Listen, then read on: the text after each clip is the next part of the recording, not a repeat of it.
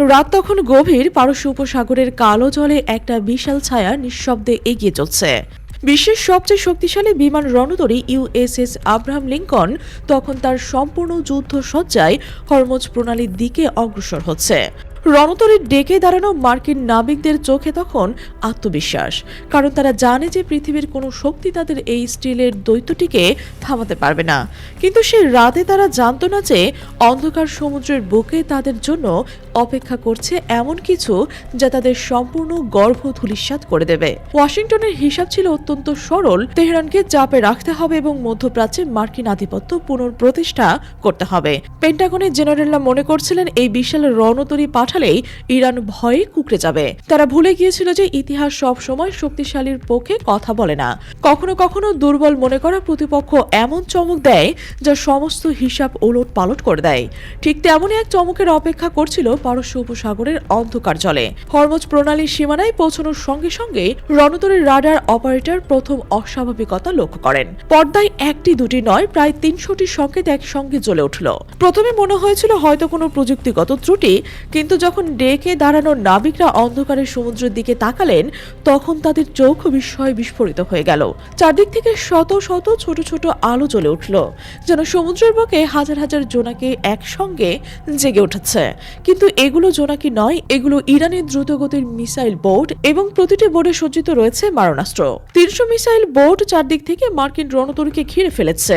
এটা ছিল এমন এক দৃশ্য যা হলিউডের কোনো যুদ্ধ সিনেমায়ও দেখা যায়নি। প্রতিটা বোট এতটাই কাছে চলে এসেছে যে মার্কিন নাবিকরা খালি চোখে ইরানি নাবিকদের মুখ দেখতে পাচ্ছিলেন। এই দূরত্বে যদি একটি মিসাইল ছোড়া হয় তাহলে প্রতিক্রিয়া জানানোর সময় থাকবে মাত্র কয়েক সেকেন্ড। এই কয়েক সেকেন্ডে কি ঘটতে পারে তা ভাবতেও শিউরে উঠছেন মার্কিন সামরিক বিশ্লেষকরা। ইরানের এই পদক্ষেপ কোনো আকস্মিক সিদ্ধান্ত ছিল না।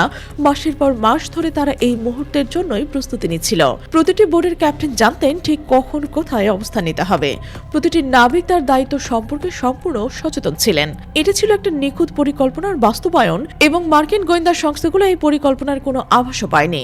রাডারগুলো চোখে ফাঁকি দিয়ে কিভাবে এত কাছে এসে পড়লেন ইরানি বোটগুলো, সেই প্রশ্ন এখন পেন্টাগনকে তাড়া করছে। সবচেয়ে উদ্বেগের বিষয় হলো এই পুরনো অপারেশন সম্পূর্ণ হয়েছে কঠোর মিডিয়া ব্ল্যাক আউটের মাধ্যমে। বিশ্বের কোনো সংবাদ মাধ্যমে এই ঘটনার খবর পায়নি। গণমাধ্যমের চোখের আড়ালে ইরান এমন এক খেলা খেলেছে যা বিশ্বের সবচেয়ে শক্তিশালী সামরিক শক্তিকে থমকে দিয়েছে। তেহরান থেকে একটা বার্তা আসছে, তা অত্যন্ত স্পষ্ট এবং ভয়াবহ। এটা কোনো সাধারণ মহড়া বা শক্তি প্রদর্শন নয়, এটা যুদ্ধের জন্য পূর্ণাঙ্গ প্রস্তুতি। ইরানের নৌবাহিনী তাদের সমস্ত ক্ষেপণাস্ত্র ব্যবস্থার নিরাপদ গুদাম থেকে বের করে উপকূলীয় লঞ্চ প্যাডে স্থাপন করেছে। একটি আদেশ পাওয়া মাত্র সেগুলো নিক্ষেপ করার প্রস্তুত রাখা হয়েছে। ডোনাল্ড ট্রাম্প বা তার প্রশাসন যদি কোনো বেপরোয়া পদক্ষেপ নেয় তাহলে তাৎক্ষণিকভাবে হরমুজ প্রণালী বন্ধ করে দেওয়ার সিদ্ধান্ত চূড়ান্ত করে রেখেছে তেহরান। হরমুজ প্রণালী বন্ধ হওয়ার অর্থ কি তা বুঝতে হলে এই জলপথটির গুরুত্ব বোঝা দরকার। বিশ্বের প্রায় 1/5 তেল এই সংকীর্ণ প্রণালী দিয়ে পরিবাহিত হয়। প্রতিদিন লক্ষ লক্ষ ব্যারেল তেল বহনকারী ট্যাঙ্ক এই পথ দিয়ে চলাচল করছে। এই পথ বন্ধ হলে বিশ্ব অর্থনীতিতে যে ভূমিকম্প হবে তা কল্পনা করাও কঠিন। তেলের দাম রাতারাতি আকাশ ছুঁয়ে যাবে, পেট্রোল পাম্পের দীর্ঘ লাইন পড়বে, কারখানা বন্ধ হয়ে যাবে, পশ্চিমা দেশগুলোর অর্থনীতি গুরুতর সংকটে পড়বে এবং সাধারণ মানুষের জীবনযাত্রা দুর্বিষহ হয়ে উঠবে।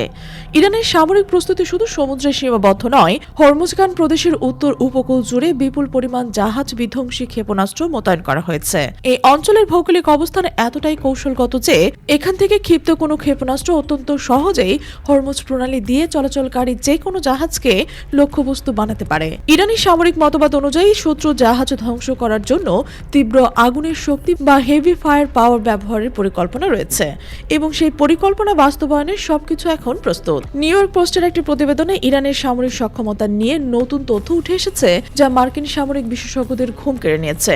প্রতিবেদনে বলা হয়েছে ইরানের স্বল্প খরচে তৈরি ড্রোন ঝাঁক মার্কিন বিমান বাহিনীর রণতরীর জন্য এক বাস্তব এবং ভয়াবহ হুমকি। ইরানের এই ড্রোনগুলো আকারে ছোট এবং দামে সস্তা, কিন্তু যখন এগুলো শত শত হাজার হাজার সংখ্যা একসঙ্গে হামলা চালায় তখন সেই ঝাঁক ঠেকানোর যে কোনো আধুনিক প্রতিরক্ষা ব্যবস্থার জন্য প্রায় অসম্ভব হয়ে পড়ে। মার্কিন রণতরীতে অত্যাধুনিক আকাশ প্রতিরক্ষা ব্যবস্থা রয়েছে, এটা সত্য, কিন্তু সেই ব্যবস্থা সীমিত সীমিত সংখ্যক লক্ষ্যবস্তুকে প্রতিহত করতে হবে। যখন একসঙ্গে শত শত ড্রোন চারদিক থেকে ছুটে আসে তখন সেই প্রতিরক্ষা ব্যবস্থা অচল হয়ে পড়ে। তেহরান এই ধরনের সামরিক যুদ্ধ বা অ্যাসিমেট্রিক ওয়ারফেয়ার অত্যন্ত দক্ষতা অর্জন করেছে এবং মধ্যপ্রাচ্যে মার্কিন নৌ আধিপত্য খর্ব করার জন্য এই ড্রোন প্রযুক্তিতে প্রধান হাতিয়ার হিসেবে ব্যবহার করছে। সামরিক দিক থেকে ইরানের এই সক্ষমতা একটি বড় চ্যালেঞ্জ। তবে আরও বিপদ এসেছে রাজনৈতিক ফ্রন্ট থেকে। পারস্য উপসাগরের আরব দেশগুলো বিশেষ করে সৌদি আরব এবং কাতার তাদের অবস্থান পরিষ্কার করে দিয়েছে। এই দুটি দেশ স্পষ্ট জানিয়ে দিয়েছে তারা তাদের মাটিতে অবস্থানকারী মার্কিন সামরিক ঘাঁটিগুলো ইরানের উপর হামলার জন্য ব্যবহার করতে দেবে না। এটা মার্কিন সামরিক পরিকল্পনার জন্য একটি বিশাল বিপর্যয়, কারণ স্থলভাগের ঘাঁটি ব্যবহার করতে না পারলে আমেরিকাকে পুরোপুরি নৌবহরের ওপর এবং সেই নৌবহর এখন ইরানের মিসাইল এবং ড্রোনের পরিসরের মধ্যে অবরুদ্ধ অবস্থায় রয়েছে। মিত্র দেশগুলোর এই অসহযোগিতা আমেরিকাকে এই অঞ্চলে কার্যত একা করে দিয়েছে। বছরের পর বছর ধরে আমেরিকা যে জোট গড়ে তুলেছিল সেই জোট এখন ভঙ্গুর হয়ে পড়েছে। সৌদি আরব এবং কাতার বুঝতে পেরেছে যে ইরানের সঙ্গে যুদ্ধে জড়িয়ে পড়লে সেই সবচেয়ে বেশি ক্ষতিগ্রস্ত হবে, তাই তারা এবার নিরপেক্ষ থাকার সিদ্ধান্ত নিয়েছে। এই সিদ্ধান্ত মধ্যপ্রাচ্যের ভূ রাজনীতিতে একটি বড় পরিবর্তনের ইঙ্গিত দিচ্ছে। ইরান এবং তাদের মিত্র হিজবুল্লাহর পক্ষ থেকে যে হুঁশিয়ারি এসেছে তা পরিস্থিতিকে আরো জটিল করে তুলেছে।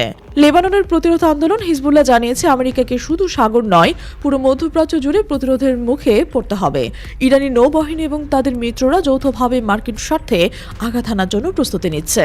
হরমুজ প্রণালীতে মার্কিন নৌবহর আটকা পড়ার অর্থ হল তাদের রসদ সরবরাহ এবং চলাচলের স্বাধীনতা এখন পুরোপুরি ইরানের ইচ্ছার উপরে নির্ভর করছে। ৩০০ মিসাইল বোর্ডের সার্বক্ষণিক নজরদারি এবং উপকূলীয় মিসাইল ব্যাটারির লক্ষ্যবস্তু হওয়ার কারণে মার্কিন নাবিকদের মধ্যে চরম উদ্বেগ কাজ করছে। পেন্টাগন চাইলেও এখন সহজে এই ফাঁদ থেকে বের হতে পারবে না।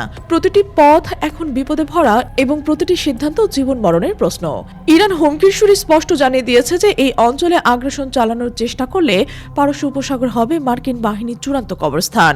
এই কথাটি কতটা বাস্তবতা তার সময় বলে দেবে। তবে এই মুহূর্তে যা দেখা যাচ্ছে তাতে একটি বিষয় পরিষ্কার, পারস্য উপসাগরের নিয়ন্ত্রণ আর আগের মতো ওয়াশিংটনের হাতে নেই।